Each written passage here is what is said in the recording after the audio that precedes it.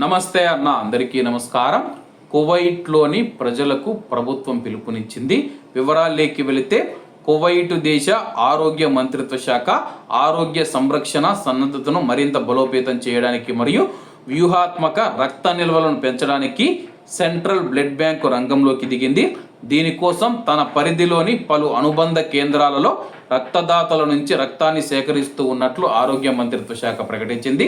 ప్రస్తుతం మనం చూసుకుంటే యుద్ధ పరిస్థితుల నేపథ్యంలో రక్తపు నిల్వలు ఏవైతే ఉన్నాయో వ్యూహాత్మకంగా నిల్వ చేసుకోవాలని చెప్పేసి ఆరోగ్య మంత్రిత్వ శాఖ నిర్ణయం తీసుకుంది. ప్రస్తుతం దీనికి సంబంధించి జాబ్రియాలో ఉన్న సెంట్రల్ బ్లడ్ బ్యాంకు కీలక ప్రకటన చేసింది. తన యొక్క అనుబంధ కేంద్రాలలో కూడా రక్తదాతల నుంచి రక్తాన్ని సేకరిస్తూ ఉన్నట్లు ఆరోగ్య మంత్రిత్వ శాఖ వెల్లడించింది. రక్తదానం చేయాలనుకునే వారి కోసం కేంద్రాలు పనిచేసే వేళల యొక్క వివరాలు కూడా ప్రకటించారు.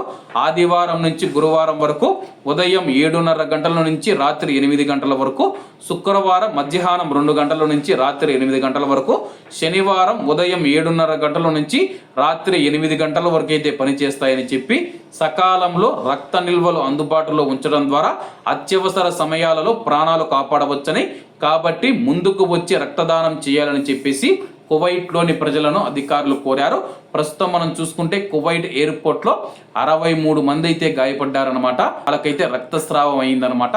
వాళ్ళకు రక్తస్రావం జరిగిన తర్వాత రక్తం వెంటనే అవసరమవుతూ ఉంది.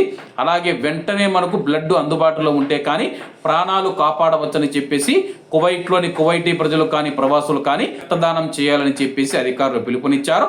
కాబట్టి అందరూ బాగుండాలి, అందులో మనం ఉండాలి. అందరికీ నమస్తే అన్న, జై హింద్.